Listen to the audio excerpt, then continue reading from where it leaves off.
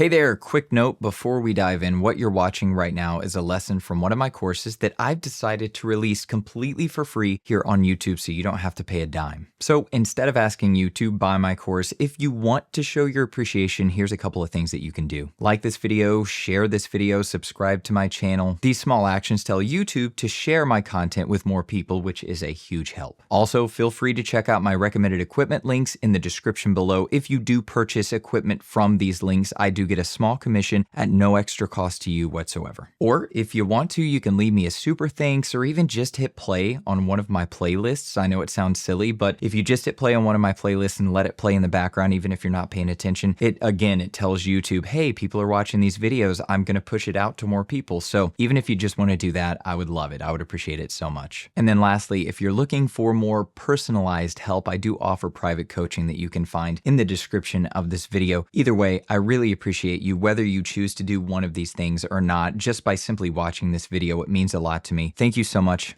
Now, let's get to the lesson.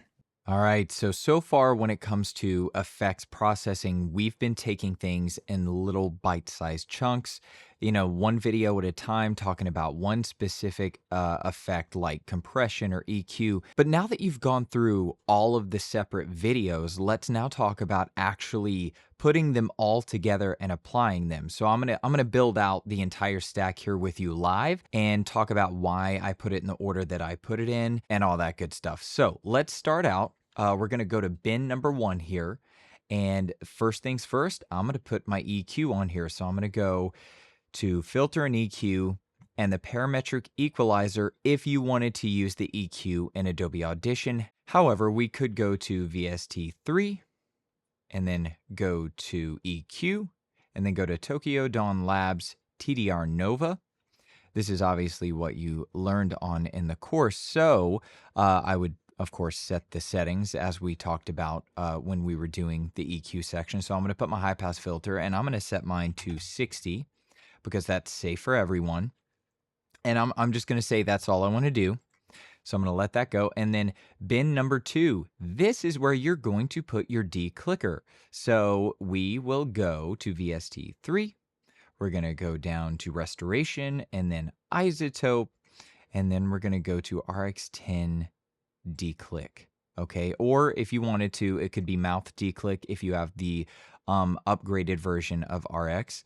Now I'm going to go to multiband random clicks, as we talked about in that section. I'm going to leave the sensitivity at 3.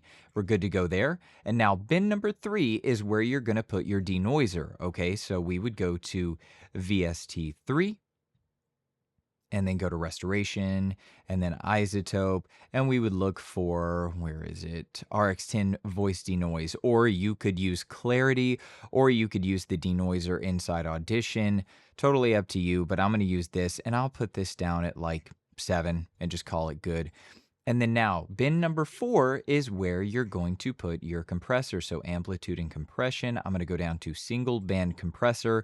And remember what we talked about. I'm going to set these settings as long as you have healthy levels and you're in the yellow of your meter, or roughly where your audio is averaging between -12 and -6 dB. This is where you would say, -12. And then you would say 2:1 for your ratio. Leave your attack at 10 milliseconds. Leave your release at 100 milliseconds. Don't do anything to your output gain. And there you have it. Now, this is the stack. And you might be asking, okay, well, James, why do you put it in this order?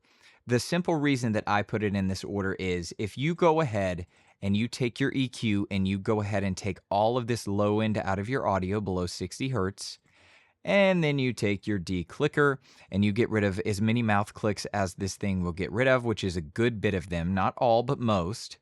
And then you hit your denoiser. The good news is because you've taken out all of that low end content and you've taken out the clicks in your voiceover, your denoiser now has a much easier time figuring out what it is that you want to get out of your audio because it doesn't have to fight clicks and low-end rumble.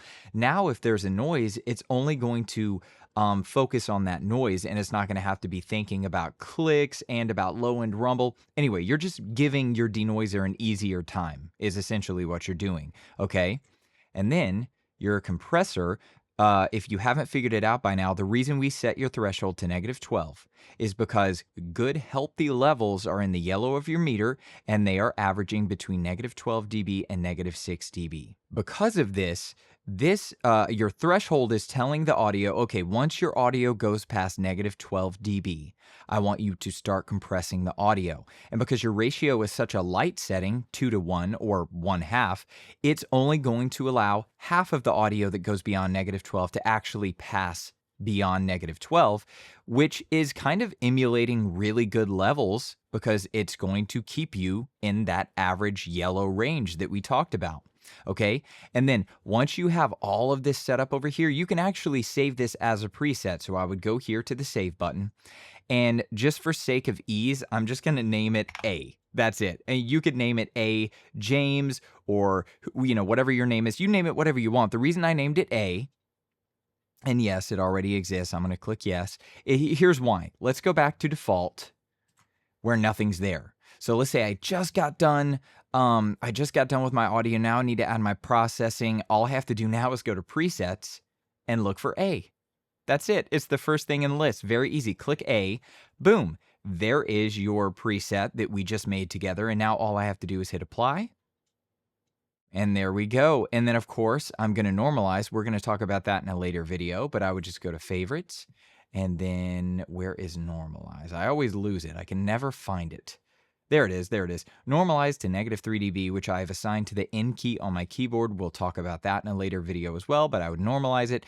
And boom, my Audition is ready to send out. And that's how easy that is. That's your effect stack. That's the reason I put it in the order I put it in, and that's how you apply it. See you in the next video.